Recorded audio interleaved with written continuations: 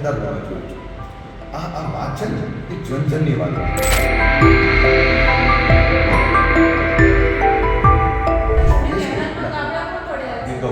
કોઈ કામ બન્યું છે હવે એમાં ગાબડું પડે છે એ ભ્રષ્ટાચાર સાથે કેવી રીતે જોવું છે?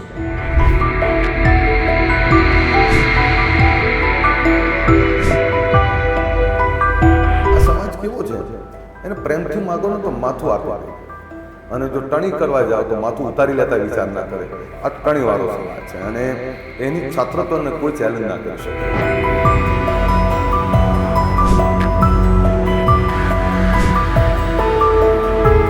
આપને કહું ક્ષત્રિય સમાજ એ વંદનીય છે અને ક્ષત્રિય સમાજના તમામ મારી ક્ષત્રાણીઓને નતમસ્તક વંદન કરું છું. ભારત માતા. અચ્છા, ડેમેજ કરશે કે નહીં કરે? આભાર. નમસ્કાર, હું છું ગોપી ગાંગર. આપ જોઈ રહ્યા છો નિર્ભય ન્યૂઝ. આપણી સાથે અત્યારે સ્ટાર કેમ્પેનર ભારતીય જનતા પાર્ટીના અલ્પેશજી ઠાકોર જોડાયેલા છે. અલ્પેશભાઈ, નિર્ભય ન્યૂઝમાં આપનું સ્વાગત છે. ધન્યવાદ. સૌથી પહેલો સવાલ તો આજે, કારણ કે ચર્ચા આપણે અલગ અલગ ઘણા મુદ્દા ઉપર કરીશું, ચૂંટણીની પણ ચર્ચા કરીશું અને સાથે સાથે ગુજરાતની અંદર ઘણા બધા એવા અત્યારે મુદ્દાઓ પણ ચાલી રહ્યા છે, કેમ કે નિવેદનોનું વિવાદ પણ ચાલી રહ્યું છે અને બીજું ઘણું બધું છે કે ભારતીય જનતા પાર્ટીને શું લાગી રહ્યું છે, કારણ કે સુરતની સીટ ઉપર ભારતીય જનતા પાર્ટી બિનહરીફ જીતી ગઈ છે અને એને કોંગ્રેસ લોકશાહીની હત્યા કહી રહ્યું છે. આ બધા જ વિષય ઉપર આજે ચર્ચા કરીશું. પણ સૌથી પહેલું આપની પ્રતિક્રિયા, આપ શું વિચારી રહ્યા છો? કેમ કે ઠાકોર ક્ષત્રિય સેનાના તમે અધ્યક્ષ પણ રહ્યા છો. ક્ષત્રિય સમાજ જે રીતે વિરોધ કરી રહ્યો છે, આપ શું માનો છો? સર્વપ્રથમ તો જે રીતે કોંગ્રેસ લોકશાહીની હત્યાની વાત કરે છે, ભૂતકાળમાં એ જ કોંગ્રેસ છે કે જ્યાં કટોકટી લાદવામાં આવેલી. કોંગ્રેસે પણ સરકારી સંસાધનો સંપૂર્ણ બેઈમાનીથી એમણે ઉપયોગ પણ કરેલો. જે રીતે કોંગ્રેસે ભૂતકાળમાં દમન કરેલું છે, જે રીતે એણે સત્તાનો બેરોકટોક ઉપયોગ કરેલો છે, ભારતીય જનતા પાર્ટી એવું કંઈ કરી નથી રહી. લોકશાહીની હત્યા કેવી રીતે કહે છે? તમારા ઉમેદવાર ફોર્મ ભરવામાં કંઈ ગફલત કરે અને ટેકેદારોમાં ગફલત કરે, તમને એક સાચો ટેકેદાર પણ ના મળે અને એનો બ્લેમ તમે, એટલે તો એવું થયું કે તમને તમારું ઘર સાચવી નહીં શકતા, એનો બધો જ બ્લેમ તમે બીજેપી ઉપર નાખો છો. તમારું પરિવાર છે, તમારા પરિવારના લોકો છે અને એ લોકોને તમે સાચવી નહીં શકતા, તો એના માટે કારણભૂત કોણ છે? એના માટે કારણભૂત તમે પોતે છો. અને ભારતીય જનતા પાર્ટી આવ્યા પછી સાચા અર્થમાં લોકશાહીનું પાલન થાય છે. જો કોંગ્રેસ ગુમરાહ કરી રહી છે લોકોને, એવું કહે છે કે લોકશાહીની હત્યા થઈ જશે, સરમુખત્યારશાહી આવી જશે, એ જે રીતે વાત કરી રહ્યા છે કે સંવિધાન સાથે છેડા થશે. નરેન્દ્રભાઈ વડાપ્રધાન બન્યા એ વખતે એમણે પહેલું જ સંસદના પગથિયે એમણે દંડવત પ્રણામ કરેલા. બાબા સાહેબ આંબેડકરને પુષ્પાંજલિને એમના ચરણોમાં વંદન કરીને એવું કહેલું કે તમે જે સંવિધાન આપ્યું છે, સંવિધાનનો સંપૂર્ણ ઈમાનદારીથી અમલ કરીશ અને દેશના જન સુધી સરકારના લાભો અને સરકારની તમામ યોજનાઓ પહોંચાડવાનો પ્રયત્ન કરીશ. એ વંચિતો હોય કે કોઈ પણ વર્ગના હોય, આ તમામ લોકો માટે ઈમાનદારીથી કામ કરીશ, ભ્રષ્ટાચાર વિહીન શાસન આપીશ, લોકકલ્યાણવાળું શાસન આપીશ. આ વાત એમણે બહુ ઈમાનદારીથી કરી અને છેલ્લા 10 વર્ષનું એમનું શાસન જે છે એ દેખાડે છે કે એમણે સાચા અર્થમાં લોકશાહીનું જતન કર્યું છે, સાચા અર્થમાં લોકશાહીમાં ચૂંટાયેલા પ્રતિનિધિની ફરજ અદા કરી છે. અને કોંગ્રેસને તો જવા દો, એમાં તો શું છે કે કંઈ પણ થાય એટલે એને સીધો અમારા પર બ્લેમ નાખવો, તમારું અંદર ઝાંકી જવું. પણ સવાલ એ પણ છે ને કે કોંગ્રેસે, જેને કહી શકાય કે એમના કેન્ડિડેટ કુંભાણી અત્યારે ગાયબ છે, પણ સવાલ એ છે કે ભારતીય જનતા પાર્ટીએ ગાયબ કર્યા એવો આરોપ પણ લગાવવામાં આવી રહ્યો છે. અને જો એક વસ્તુ તો બહુ સામાન્ય છે કે સુરતના જેટલા પણ મતદાતા છે પોતે મતાધિકારથી રોકાઈ ગયા. તમને નથી લાગતું? કારણ કે ચૂંટણી જ્યાં આગળ આખી પ્રોસેસ આવે છે, તમને બી ખબર છે કે દિનેશ જોધાનિયા આવ્યા, એમને 3 એફિડેવિટ ત્યાં આગળ રજૂ કર્યા.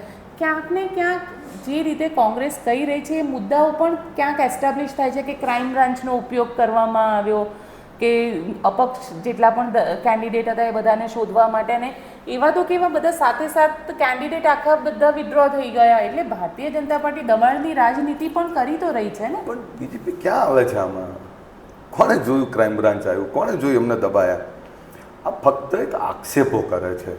આપને કહું, કેન્ડિડેટ તમે પસંદ કર્યો છે, ટેકેદાર તમારા પસંદ કરેલા છે, તમારા ટેકેદારો ખોટી સહી કરે, તમારો કેન્ડિડેટ લોકો સમક્ષ આવવાનો પ્રયત્ન ના કરે, તો અમે શું કરીએ આમાં? બીજેપી તો હંમેશા ચૂંટણી તૈયાર હોય છે. ભારતીય જનતા પાર્ટીએ એટલા બધા કામો કર્યા છે. ભારતીય જનતા પાર્ટી સતત લોકો વચ્ચે રહેનારી પાર્ટી છે, કેડર બેઝ પાર્ટી છે. અમે તો 6 મહિના પહેલાંથી અમારી ચૂંટણીની તૈયારીઓ સંપૂર્ણ કરી દીધી હતી. અમે જન સુધી પહોંચ્યા છીએ, સરકારી યોજનાઓનો સંપૂર્ણ લાભ પહોંચાડ્યો છે. નરેન્દ્રભાઈના છેલ્લા 10 વર્ષનું સુશાસન અને કાર્યકર્તાઓની ફોજ. જો ચૂંટણી ખાલી હલ્લા હોલથી નથી લડાતી, અમે બૂથથી લઈને પન્ના સુધી પહોંચ્યા છીએ, પેજ પ્રમુખો સુધી અમે પહોંચેલા છીએ, અને અમે તો તૈયાર હતા. જીતવાનો વિશ્વાસ હતો તો પછી શું કામ તમે થવા દેવી હતી? પણ ક્યાં અમે, પણ કાયદાની અંદર કોઈ ખોટું ફોર્મ ભરે, ખોટી એફિડેવિટ કરી દો, ભારતીય જનતા પાર્ટી ક્યાં આવે છે? પણ એમાં નથી લેતા કોઈ. પણ ખોટું ફોર્મ ભરો, ખોટી સહી કરો, એમાં હું શું કરું? હવે તો ચેકબુકમાં સહી ખોટી કરીએ ને તો ચેક પાછો આવે છે, બાઉન્સ થાય છે. તો તમારું જ ખાતું છે, ખોટો ચેક. ભારતીય જનતા પાર્ટી કેમ ઇન્વેસ્ટિગેશન માટે કહેતી? સરકાર પણ અમે શું કરવા કરીએ? પણ અમે શું કરવા કરીએ? સરકાર તો ભારતીય જવાબદારી સરકાર અમારી છે. ઇલેક્શન કમિશન જે છે, ઇલેક્શન કમિશન અમારું નથી, સ્વતંત્ર સંસ્થા છે. ઇલેક્શન કમિશન સ્વતંત્ર સ્વાયત્ત સંસ્થા છે, અને એમાં કોઈ ખોટું એફિડેવિટ કરે, આ જ વસ્તુ ભારતીય જનતા પાર્ટીના કેન્ડિડેટ સાથે થયું હતું, તો એ અમારી, અમે એવું કહું કે આ કોંગ્રેસવાળાએ કરે, એ તો અમારી જવાબદારી છે. કોંગ્રેસ પોતાની જવાબદારીમાં છટકે છે. કોંગ્રેસ નૈતિકતા ગુમાવી ચૂકેલી છે. કોંગ્રેસ જોડે, પોતાની જોડે બૂથ પરનો કાર્યકર્તા પણ નથી, અને એ અમને બ્લેમ કરે છે. આ તો એવું છે, એમને ખબર જ છે કે અમને રંડાપો આવવાનો છે, એટલે એ છે ને, એ સીધો બ્લેમ અમારા ઉપર કરે છે કે જો હું તમારા કારણે રંડું છું. હકીકત એ છે કે એમની જોડે ફોજ નથી, એમની જોડે કાર્યકર્તાઓ નથી, એમની જોડે બૂથ ઉપરનો એજન્ટ પણ નથી, અને એમાંથી એ તો ખુશ થાય ઉલટાના. આ તો ખાલી મીડિયામાં હલ્લાહોલ કરે છે, અંદર ખાને તો ખુશ થયા કે સારું થયું, ઝંઝાટ જઈ કે આપણાને બૂથ ઉપર એજન્ટે નહોતા મળવાના, તો એના કરતાં આ સારું થયું. હકીકત અમે તો તૈયાર હતા, અને અમે તો તૈયાર હતા પ્રજાની વચ્ચે લેખાજોખા લઈને જવાના હતા કામોના. અમે તૈયાર હતા અમારી કાર્યકર્તાઓની ફોજ ઉપર, અમે તૈયાર હતા અમારા કાર્યકર્તાઓના દમ ઉપર. એમને તો જો 4 એજન્ટ સારા ના મળી શકતા, 4 ટેકેદાર સારા ના મળી શકતા, એ વળી આવા ખોટા બ્લેમ કરે છે, જીતવાના સપના જુએ છે. કોંગ્રેસ પોતે હતાશ થયેલી છે, વેર વિખેર છે, અને દિશા વિહીન છે, વિચારધારા વિહીન કોંગ્રેસ છે અત્યારે. એટલે તમે કહી રહ્યા છો કોંગ્રેસ દિશા ને વિચારધારા વિહીન છે, પરંતુ ક્ષત્રિય આંદોલન ચાલી રહ્યું છે. પુરુષોત્તમ રૂપાલાના એક નિવેદને ક્ષત્રિય સમાજ ભેગો થઈ ગયો, 2-2.5 લાખ લોકો મળ્યા. જો આપને કહું કે ક્ષત્રિય સમાજ છે ને, એ શાસન કરનારો સમાજ છે. આ સમાજે ઘણી બધી આહુતિઓ આપી છે. આ સમાજનું આ દેશ ઉપર ઋણ છે, સવિશેષ હિન્દુ સંપ્રદાય ઉપર ઋણ છે, અને એના રાજા મહારાજાઓની આજે પણ એ વાયકાઓ આજે પણ યાદ છે. કૃષ્ણકુમાર સિંહજીની વાત એમણે તૈયારી બતાવી.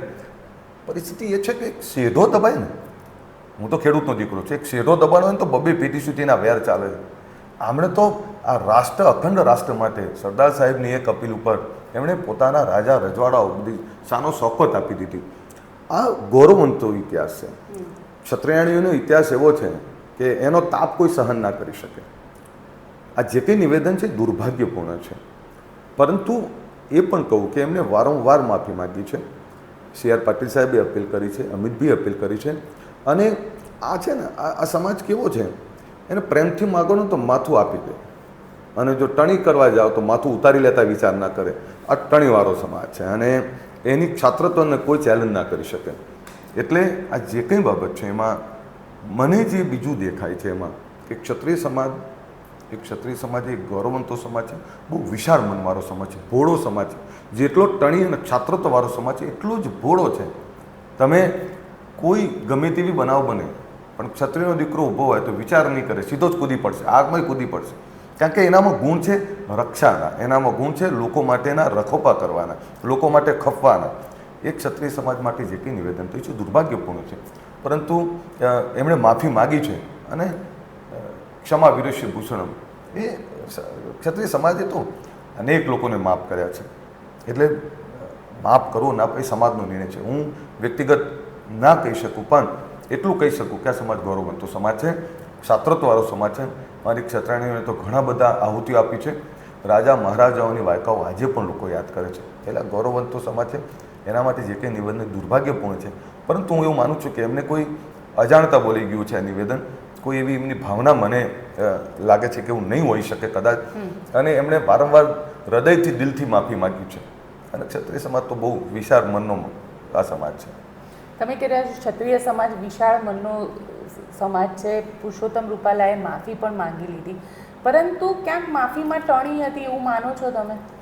એટલે એકચ્યુઅલીમાં હજુ આપને કહું કે આ સમાજ કેવો છે, બહુ લાગણીશીલ, અને જેનામાં ટણી છાત્રત્વ અને ખુમારી હોય ને એને તમારે એને પ્રેમથી જ વાત કરવી પડે. એટલે પણ એમણે માફી વારંવાર માગી છે. અને હું માનું છું કે દરેક સભાઓમાં એક ક્ષત્રિય સમાજને વંદન કરીને વાત શરૂ કરે છે. એટલે હવે આમાં વધારે હું ગોપીબેન ના કહી શકું, પરંતુ એટલું કહી શકું, છાત્રત્વનું તેજ એ સહન કરવું જેવા તેવાનું કામ નથી. અચ્છા, તો તમને લાગે છે કે આની અસર ચૂંટણીમાં થશે? જો એ તો હવે આવનારું પરિણામ નક્કી કરે, એ અત્યારે ના કહી શકીએ આપણે. ના, કારણ કે તમારો પોતાનો વિસ્તાર છે ઉત્તર ગુજરાત. ઉત્તર ગુજરાતની અંદર ઘણા ક્ષત્રિય વિસ્તારો પણ છે, જેમની અંદર બનાસકાંઠાનો વિસ્તાર લઈ લો, કારણ કે બનાસકાંઠાથી ગેનીબેન છે. તમારું પોતાનું પાટણમાં આવે, રાધનપુર એ પાટણની કોન્સ્ટિટ્યુન્સીમાં આવે છે. અને ત્યાં પણ, કારણ કે ત્યાં પણ ઠાકોર ઊભા છે, ગેનીબેન ઠાકોર છે, સામે ચૌધરી છે. તમને શું લાગી રહ્યું છે કે ત્યાં આ આંદોલનની અસર પણ થશે કે નહીં થાય? અને થશે તો કઈ રીતની થશે? ગોપીબેન, આ ચૂંટણી છે ને, આ દેશની ચૂંટણી છે. એક એવા દેશની વાત કરીએ છીએ આપણે કે જે દેશમાં ભ્રષ્ટાચાર ચરમસીમાએ હતો, જે દેશમાં સુવિધાઓનો ખૂબ મોટો અભાવ હતો. આપણે આ ગુજરાત પણ જોયેલું છે કે પીવાના પાણી માટે લોકો સાંસા હતા. ઉનાળો આવે એટલે માટલા ફૂટે, રોડ રસ્તાના ઠેકાણા નહીં, ખેડૂતોને સિંચાઈનું પાણી ના મળે, આએ દિન દુષ્કાળ પડે. અને આ દેશમાં ભ્રષ્ટાચાર એવો ચરમસીમા કે 22 લાખ કરોડનો કૌભાંડ. નરેન્દ્રભાઈ જ્યારે પહેલી વાર દિલ્હી જતા હતા ત્યારે એવું કહેતા હતા કે હું દેશની તિજોરીનો ચોકીદાર બનવા જઈ રહ્યો છું. આ વાત છે ને, એ જનજનની વાત હતી કે અમારા ટેક્સના, અમારા રૂપિયા. ભ્રષ્ટ નેતાઓ કઈ રીતે કહી શકે? ભ્રષ્ટ અધિકારી અને ભ્રષ્ટ નેતાઓની મિલીભગતથી આ દેશને લોકો લૂંટી રહ્યા હતા. ત્યારે નરેન્દ્રભાઈએ જે રીતે એ સૂત્રને સાર્થક કર્યું, આજે ભ્રષ્ટાચાર વિહીન શાસન આપ્યું છે. આજે લોકોની સુખાકારી વધારી છે, ખેડૂતો સુખી થયા છે. એમાં મા નર્મદાના વધામણા ગામે ગામ એના ખેતર સુધી પાણી લઈ ગયા છે. કહું કોઈ એક કામ બન્યું છે, હવે એમાં ગાબડું પડે છે, એને ભ્રષ્ટાચાર સાથે કેવી રીતે જોડો છો તમે? પાણીનો ફ્લો વધી જાય તો સ્વાભાવિક છે કે ઘણીવાર ઓછી જગ્યા હોય, રણકાંઠાનો વિસ્તાર છે, ત્યાં નાનું મોટું આવું થયું હોય. પણ 100% પહેલાં તો એવું હતું કે રાજીવજી એવું કહેતા કે હું ₹1 મોકલાવું છું અને 85 પૈસા વચ્ચે ખવાઈ જાય. તો કોણ હતા? એક તો પંચાયતથી પાર્લામેન્ટ સુધી કોંગ્રેસ હતી, તો એ કઈ જતા. આજે નરેન્દ્રભાઈ આવ્યા, જ્યારે જનધન ખાતા ખોલાયા ત્યારે ગોપીબેન બધા હસતા હતા. એ જનધન ખાતાથી અત્યારે એ વિધવા બહેનોના ખાતામાં સીધા પૈસા જાય છે, ખેડૂતોના ખાતામાં સીધા પૈસા જાય છે, જેનું મકાન વિહોણું છે એના ખાતામાં સીધા પૈસા જાય છે. સરકારી યોજનાઓના નાણાં સંપૂર્ણ ઈમાનદારીથી સીધા જાય છે. વચ્ચે ત્યાં પ્રથા તમામ રીતે નિષ્ફળ છે, એટલે વચ્ચે ત્યાં કંઈ છે જ નહીં. તો નરેન્દ્રભાઈ આવ્યા પછી લોકોની સુખાકારી વધારી છે, એમની રોડ, પાણી, ગટર, શિક્ષા, આરોગ્યની વ્યવસ્થાઓ એ સુદૃઢ કરી છે. 10 લાખ સુધીનો ખર્ચ સરકાર ભોગવે છે. તો આ સુશાસન ના કહેવાય તો શું કહેવાય? આ દેશ જ્યારથી આઝાદ થયો ત્યારે દેશના ઝઘડાના મુખ્ય 2-3 કારણો હતા. એક જમ્મુ કાશ્મીરની 370ની કલમ આપણું મસ્તક કહેવાય.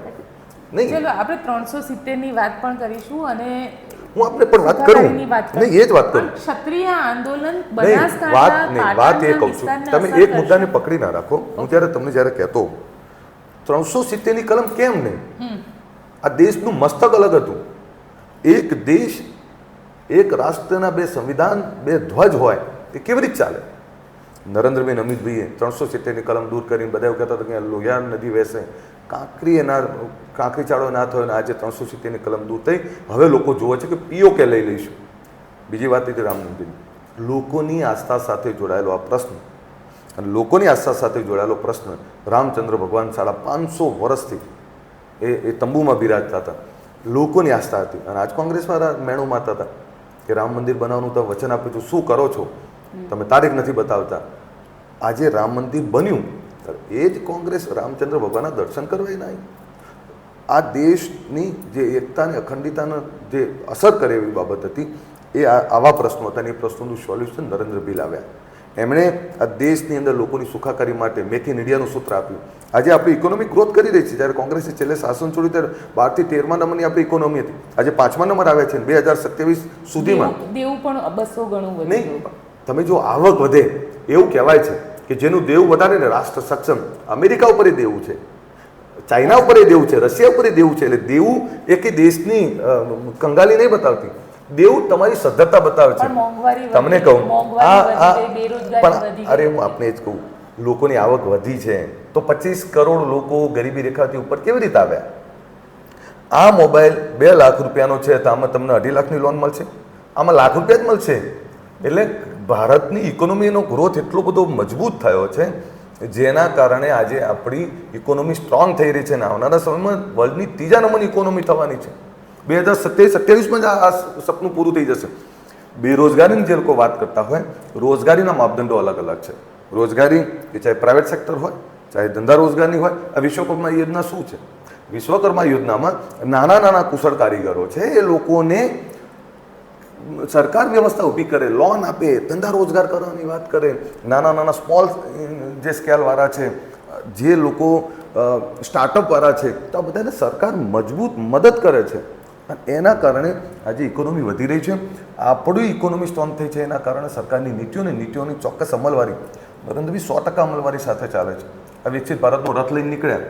કોઈ દિવસ વિચાર્યું હતું કે સરકાર ઘરે આવશે? આજે અધિકારીઓ સાથે દરેક ગામમાં, દરેક મોહલ્લામાં મોકલ્યા કે જાઓ, એક પણ બાકી ના રહેવો જોઈએ. 100% સિદ્ધિ જોઈએ મારે. જેને આયુષ્યમાન કાર્ડ ના મળ્યું એને આપો જ. જેને મકાન વિહોણો હોય એને મકાન માટેનું ફોર્મ ભરો જ. એને સમયાંતરે તબક્કાવાર એને મકાન આપવું જ પડે. તમામ યોજનાઓની ચોક્કસ અમલવારી એ ભારતીય જનતા પાર્ટીના શાસનમાં નરેન્દ્રભાઈ લઈને આવ્યા છે. અને એટલે નરેન્દ્રભાઈની ચૂંટણી છે. આ ચૂંટણી કોઈ વ્યક્તિ, કોઈ બીજા ત્રીજાની છે જ નહીં. આ એક વિચારધારાની ચૂંટણી છે. જે વિકસિત ભારતનું સપનું જોયું હતું, જે સક્ષમ રાષ્ટ્રનું સપનું જોયું હતું, મા ભારતીને પરમ વૈભવ પરનું જે સપનું જોયું હતું, આ એની ચૂંટણી છે. ને એમાં નરેન્દ્રભાઈ એને સાર્થક કરી રહ્યા છે. તો બેન, આપણે બે ઝઘડીએ તો ત્રીજો વ્યક્તિ. પણ સવાલ એ આવે છે ને કે જ્યારે માની લઈએ કે સાંસદ કોઈ પણ બને, સાંસદને, કારણ કે બનાસકાંઠાનો એ ગામડાનો માણસ તો એના સાંસદને પકડશે ને એની સમસ્યા માટે, એ થોડો નરેન્દ્રભાઈને પકડવા જશે. પણ આપને કહું, લોકો નરેન્દ્રભાઈને પ્રેમ કરે છે. કદાચ મારી કોઈ ભૂલ થાય ને તો એ લોકો માફ કરવા તૈયાર છે. કેમ કે નરેન્દ્રભાઈને જુએ છે. જે એ આ યુગ પુરુષ છે, આવનારી પેઢીઓ યાદ રાખશે. તમને કહું, નરેન્દ્રભાઈએ જે કામો કર્યા છે એ જોઈને લોકો એનું માપદંડ છે. આ ચૂંટણી કે સરપંચ બનાવવાની ચૂંટણી નથી, આ મુખ્યમંત્રી બનાવવાની ચૂંટણી નથી, આ દેશના રાજા અને વડાપ્રધાનની ચૂંટણી છે. એના માટે એનો મત સીધો નરેન્દ્રભાઈ જવાનો છે. જે નરેન્દ્રભાઈ જેણે ગુજરાતના ગામડે ગામડેમાં નર્મદાના પાણી પહોંચાડ્યા, જેણે ગુજરાતના તમામ રસ્તાઓ સુદૃઢ બન્યા, જેણે સૌથી મોટા સોલાર પાર્કની કલ્પના સાથે આ ગુજરાતને આગળ વધાર્યું, જેણે તમામ ઇન્ડસ્ટ્રીઓને ગુજરાતની અંદર વધામણા કર્યા, જ્યાં લોકોની આરોગ્યની સુવિધા માટે એમણે. પછી નરેન્દ્રભાઈએ હિન્દુ મુસ્લિમ ઉપર કેમ બોલવું પડે છે? કેમ એવું કહેવું પડે છે કે દેશની અંદર કોંગ્રેસ આવશે તો મુસ્લિમો તમારી? હા, પણ એટલી તમને કહું, જો નરેન્દ્રભાઈ તમામ લોકોને સાથે લઈને ચાલે છે, સબકા સાથ સબકા વિકાસ. હું આપને એ જ કહું, મારો જવાબ તો સાંભળી લો. હવે મુસ્લિમોની વાત મારી વાત તો, મુસ્લિમ તૃષ્ટિકરણની વાત કરી. હા, પણ એ જ કહું છું, તૃષ્ટિકરણ કોણે કર્યું? આ એ જ અમદાવાદ છે કે જ્યાં સલીમ મિયા બેઠા હોય. અહીંયા આ એ જ છે લતીફના ડરથી રિલીફ રોડ પર નહોતું જઈ શકાતું. આ એ જ કોંગ્રેસ છે જેને તૃષ્ટિકરણની રાજનીતિ કરી. જે હજારો હિન્દુઓની કતલેઆમ થતી ત્યારે ક્યાં ગયા હતા? અત્યારે માનવતાવાદી લોકો ક્યાં હતા? હું આપને હજુ કહું, જે માનવતાની વાત કરે છે, જે તૃષ્ટિકરણની વાત કરે છે, તૃષ્ટિકરણ એ ભારતીય જનતા પાર્ટીનો મુદ્દો નથી. ભારતીય જનતા પાર્ટી હિન્દુત્વની ના, હિન્દુ એટલે દયા. હિન્દુએ કોને માર્યું? હિન્દુ એટલે દયા, કરુણા. હિન્દુ ધર્મ જ સંસ્કૃતિ, આ હિન્દુ સંસ્કૃતિ ઉપર ટકેલો આ દેશ છે. હિન્દુ એટલે દયા, કરુણા, લોકો માટે ખપવું, લોકો માટે ઘસાવું. કોઈ જાનવર પણ જો દુઃખી હોય તો હિન્દુ એને પાટો કરવા જતું રહે, એને જમાડે, એને સાજું કરવા જાય. હું આપને કહું કે તમે એ દિવસો કેમ યાદ નથી કરતા? ક્યાં આ ભગવાન જગન્નાથની રથયાત્રા નીકળવે ને ગામડેથી કોઈ આવતું હોય ને ફોન કરે, અરે ભાઈ તોફાન નહીં થયું કે ના રથયાત્રા છે એમાં નથી જવું, તો ત્યારે ક્યાં ગયા હતા માનવતાવાદી લોકો? આ એ જ દેશ છે. જો એ જ યાદ એટલે કરવું પડે કે કોંગ્રેસે તૃષ્ટિકરણની રાજનીતિ કરી છે, ભારતીય જનતા પાર્ટીએ નહીં કરી. ભારતીય જનતા પાર્ટીના શાસનમાં તમને આપને કહું, ભારતીય જનતા પાર્ટી આવ્યા પછી મુસ્લિમોની આર્થિક સદ્ધરતા વધી છે. કોંગ્રેસે એમને ગરીબના ગરીબ રાખેલા, કોંગ્રેસે તમામ વર્ગને ગરીબના ગરીબ રાખેલા. ભારતીય જનતા પાર્ટી આવ્યા પછી મુસ્લિમોનું જીવન ધોરણ બદલાણું છે, એ પણ સદ્ધર થયા છે, આર્થિક સક્ષમ થયા છે. કોઈને મારકાટ નથી જોતી, બધાને પોતાના ઘરનો ચૂલો સળગાવો છે, બધાને પોતે સક્ષમ થવું છે. તુષ્ટિકરણની રાજનીતિ એ કોંગ્રેસનો મુદ્દો હતો. કોંગ્રેસ તો ભારતીય જનતા પાર્ટી નરેન્દ્રભાઈ પોતાની જનસભામાં કેમ એવું કહી રહ્યા છે કે કોંગ્રેસ આવશે તો મુસ્લિમોને બધી પ્રોપર્ટી, કોંગ્રેસ આ દેશની સંપત્તિ પર પહેલો અધિકાર મુસ્લિમોનો છે. બોલી રહ્યું હમણાં જ છે. આ પણ તો ક્યાં ના પાડીએ છીએ અમે? એ તો કહીએ છીએ કે 70 વર્ષ એમણે, અમે એ જ કહીએ. અતીક અહેમદ કોણ હતું? અંસારી કોણ હતું? લતીફ કોણ હતો? દાઉદ કોણ હતો? આ બધા કોની સહાયથી મોટા થયા હતા? આ મોટા મોટા ભાઈલોક ગુંડાઓ વર્ષે અનેક લોકોની કતલેઆમ કરતા હતા, કોણ છે? આ બધાને રાજા દાદા બનાવવાનું કામ એ કોંગ્રેસ પાર્ટીએ કરેલું. કોંગ્રેસ પાર્ટી, જો સાંભળી લો મારો જવાબ પૂરો. કોંગ્રેસ પાર્ટી એ તૃષ્ટિકરણની રાજનીતિ કરી. એને હિન્દુઓની કતલેઆમ થતી હતી તો ક્યારે એમણે રોક્યા નહીં. એમને મુસ્લિમોના જે કંઈ ભાઈલોક પેદા થયા, આ અમદાવાદ શું હતું? અમદાવાદની અંદર જાઓ, બિસ્કિટ ગલી પટવા શેરીની અંદર જઈ શકતા તમે? રેલી પર કપડું ઉઠાવીને લેવું જ પડે. આ પ્રકારનો માહોલ પણ જોયેલો છે આ ગુજરાતે. આ દેશની અંદર ગુંડારાજ, માફિયારાજ, ભાઈરાજ જોયેલું છે. અને એ તો નરેન્દ્રભાઈ આવ્યા પછી બધું બંધ થયું છે. ચૂંટણી આવે ત્યારે કેમ ભારતીય જનતા પાર્ટીના બધું યાદ આવે? અમે તો નિરંતર સતત કામ કરનારા લોકો છીએ. હવે તમારી આ બધા લોકોની માનસિકતા કેવી છે? કોઈ ગુંડો ગરીબને રંજાડે, કોઈ ગુંડો ગરીબને રંજાડે અથવા કોઈ ગુંડો ગરીબને હેરાન કરે, એને સરકાર કડક થઈ અને ડામવાનો પ્રયત્ન કરે તો એમાં પણ તમે કહો કે આને ના મરાય તો બીજાના નિર્દોષના છોકરાને મારી નાખ્યો. ત્યાં શું? કેમ નિર્દોષનો છોકરો એ છોકરો નહોતો? હું આજે આપણે કહું, ભારતીય જનતા પાર્ટી નરેન્દ્રભાઈના નેતૃત્વમાં આખો દેશ બેઠો થયો છે. તમામ જાતિ ધર્મના લોકો બેઠા થઈ રહ્યા છે. આ વિકાસના રથને રોકવાનો કોઈ પ્રયત્ન ના કરે. આ વિકાસનો રથ છે. અને કોંગ્રેસની તો કોઈ વિચારધારા જ નથી બચી. કઈ વિચારધારા? તૃષ્ટિકરણની વિચારધારા, તોડવાની વિચારધારા, ભ્રષ્ટાચારની વિચારધારા, લોકોને લડાવવાની વિચારધારા, લોકોને ભરમાવાની વિચારધારા. કોંગ્રેસે કઈ વિચારધારા ઉપર કામ કર્યું એ તો બતાવો. એમની વિચારધારા શું છે? આ દેશને જોડવાનું કામ ભારતીય જનતા પાર્ટી નરેન્દ્રભાઈએ કર્યું. આ દેશના જન જન સુધી લાભ પહોંચાડવાનું કામ નરેન્દ્રભાઈએ કર્યું. તો નરેન્દ્રભાઈ આ દેશને જોડવાનું, સક્ષમ રાષ્ટ્ર બનાવવાનું કામ કરે છે. સવાલ અહીંયા એ આવી રહ્યો છે કે દેશની તમે વાત કરો છો, પ્રધાનમંત્રી નરેન્દ્ર મોદીની વાત કરી રહ્યા છો તમે, પણ ગુજરાતની અંદર વાત કરીએ. ગુજરાતની અંદર કેન્ડિડેટ લડી રહ્યા છે. કોંગ્રેસના કેન્ડિડેટ, ભારતીય જનતા પાર્ટીના કેન્ડિડેટ. બનાસકાંઠા, પાટણ, મહેસાણા. 25-25 નું કહી દઉં. ચાલો, ચૂંટણી કેવી રીતે લડાય છે? હોબાળાથી ચૂંટણી લડાય છે, ટોળાઓથી ચૂંટણી લડાય છે, હલ્લા હોલ કરવાથી લડાય છે. જો યુદ્ધ છે ને, સાંભળો, યુદ્ધ છે ને, બે મોરચે હોય. એક બાજુ મોટું જન સૈલાબ હોય અને બીજી બાજુ તમારી કેડર લડતી હોય. ચૂંટણી મેનેજમેન્ટથી લડાય છે. ચૂંટણી બૂથ ઉપર લડાય છે. 5 બૂથમાં +1, 50 બૂથમાં માઇનસ હોય તો ચૂંટણી એ રીતે નહીં લડાતી. ભારતીય જનતા પાર્ટી જોડે પન્ના પ્રેસિડેન્ટો છે, પેજ સમિતિ છે, બૂથ સમિતિ છે, એના એજન્ટો તૈયાર છે. છેલ્લા 6 મહિના પહેલાંથી એની ટ્રેનિંગો પતી ગઈ છે. ભારતીય જનતા પાર્ટી એક એવી પાર્ટી છે કે જેના એક બૂથ ઉપર, એક પેજ ઉપર પ્રભારી મુકાઈ ગયા છે. સામે કોંગ્રેસ જોડે ના કેડર છે, ના બૂથ ઉપરનો કાર્યકર્તા છે. પન્ના તો ભૂલી જાય, પન્ના તેમના માટે બહુ મોટું દીવા સપનું કહેવાય, તો સ્પેસ ઉપર જવા જેવું ગણાય. પણ એમની જોડે બૂથનો કાર્યકર્તા નથી ને સપના જુએ છે જીતવાના. ભારતીય જનતા પાર્ટી એ કેડર બેઝ પાર્ટી છે. તમામ યુદ્ધના મોરચે તૈયાર છે. આ યુદ્ધ છે અને યુદ્ધની અંદર જીતવા માટે તમામ મોરચે લડી રહી છે. અમારી લડવાની પદ્ધતિને તમે બીજી રીતે ક્રિટિસાઇઝ કરતા તમને કોઈ વાંધો નથી, પણ આફ્ટર ઓલ 7 જૂને મતદાન થાય અને જ્યારે મતગણતરી થાય ત્યારે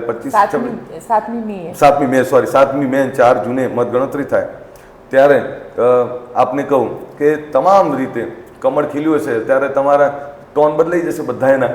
એટલે કે વાહ, આ કર્યું. પણ ભારતીય જનતા પાર્ટી જીતે છે એના કારણ છે એના કરેલા કામો અને એના કાર્યકર્તાઓ સતત લોકો વચ્ચે રહે છે, લોકોના પ્રશ્નોને વાચા આપે છે અને લોકોને ન્યાય આપે છે, લોકો વચ્ચે રહે છે, લોકોથી વિમુખ નથી રહેતા. અને એટલે ભારતીય જનતા પાર્ટી જીતે છે. ચૂંટણી ટાઈમે આવી જવું અને ચૂંટણી ટાઈમે દેખાવું આ ભારતીય જનતા પાર્ટીનો સ્વભાવ નથી. કોઈ માયને નથી રાખતા. મુદ્દો જ છે ને. મુદ્દો કયો નથી? આ દેશની સુખાકારી કયો મુદ્દો? કોને? શું લોકોને પાણી નથી મળતું? બેરોજગારી, કઈ બેરોજગારી, મોંઘવારી, કઈ બેરોજગારી? લોકોની આવક તો જુઓ, લોકોની આવક તો જુઓ ગોપીબેન. તો આ 25 કરોડ લોકો ગરીબી રેખામાંથી કેવી રીતે ઉપર આવ્યા?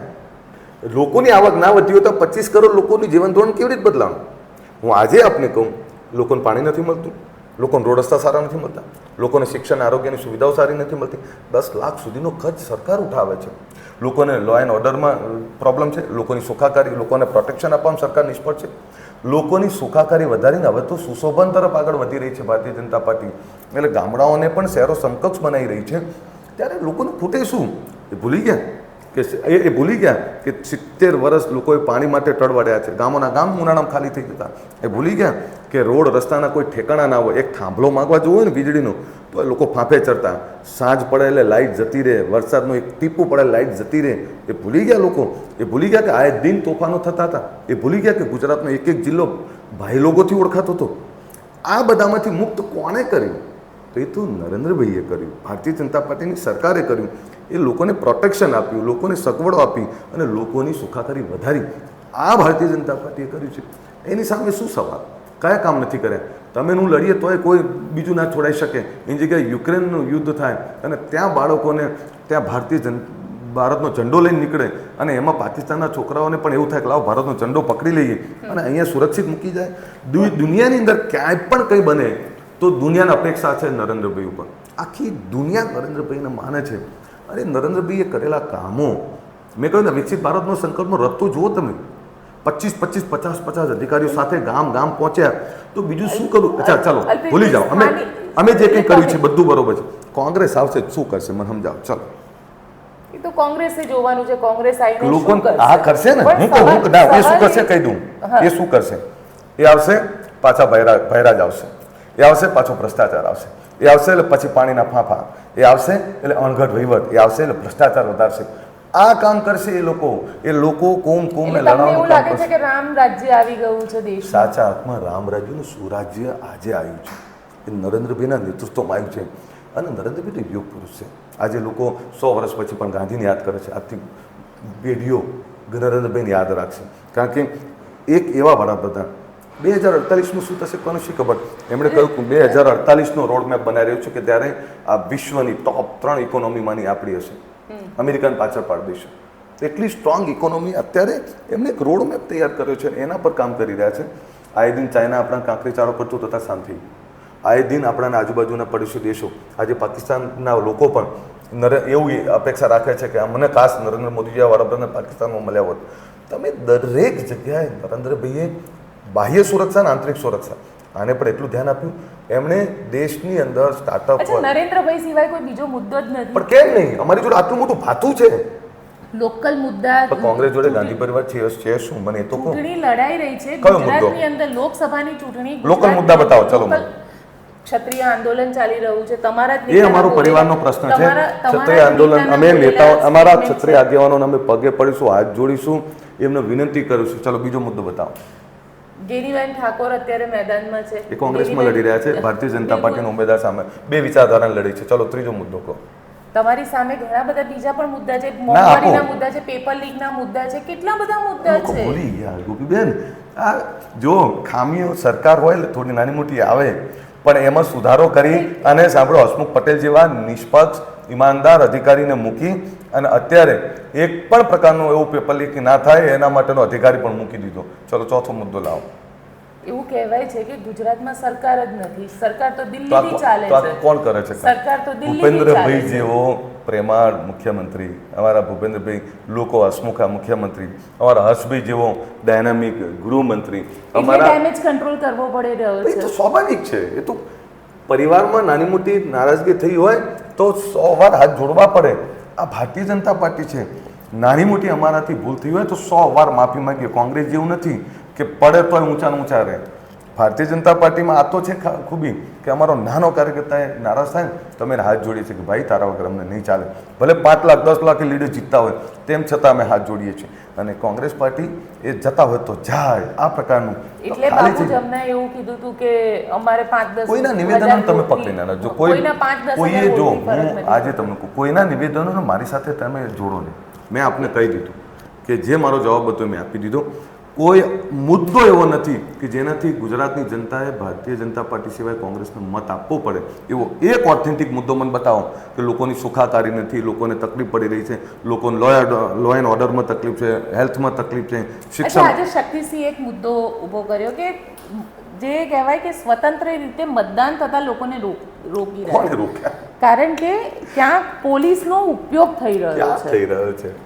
આ એ પોલીસ છે કે જેને ગુજરાતની અંદર રાતના 12 વાગે 4 વાગે નીકળો ને તો પોલીસ ઊભી રાખતી, ભાઈ ક્યાંથી આવ્યા, મારું ગુજરાત અને ગુજરાતીઓ શાંતિથી ઊંઘી રહ્યા છે, ખબરદાર કોઈ જો અસામાજિક તત્વો બહાર ઊંચા થયા તો.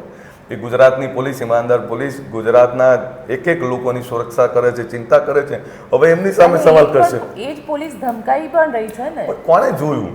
લાવ પુરાવા આપો. આજે તમને કહું, ખાલી લોકો ઉપર આક્ષેપ કરવા.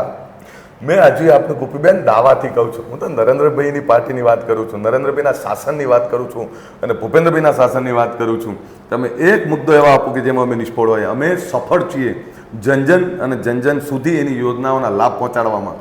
તમે કોંગ્રેસનો મુદ્દો આપો, શું પરથી બાટલા ફોડાવા છે ઉનાળામાં?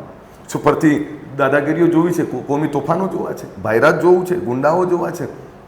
આ બધું શાસન ગુજરાતીઓ જોયેલું છે અને એટલે જ રામ રાજ્ય સાચા અર્થમાં આવ્યું છે. એ રામ રાજ્ય નરેન્દ્રભાઈનો ચહેરો, અને આવડો મોટો ચહેરો હોય પછી અમે શું કરો બીજું જોવા જઈએ? અચ્છા, છેલ્લો સવાલ.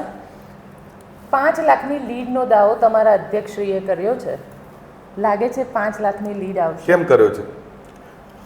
છેલ્લા શાસન અમારા લોક કલ્યાણ માટેની, લોકો માટેની જે કામ કર્યા છે, અમારા કાર્યકર્તાઓ સતત 24 કલાક લોકોની સેવામાં ઊભા હોય છે.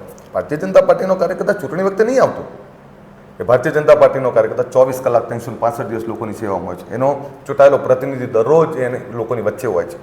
એક પન્ના પ્રેસિડેન્ટ સુધીની, પન્ના સમિતિ સાથેની, અમારી પેજ સમિતિ સાથેની ખૂબ મોટી કેડર છે. અમારા પેજ સમિતિ, અમારી બૂથ સમિતિ, અમારું એક આખી કેડર તૈયાર છે. નરેન્દ્રભાઈ જેવો ચહેરો અને કાર્યકર્તાઓની ફોજ, આના ઉપર કહીએ છીએ.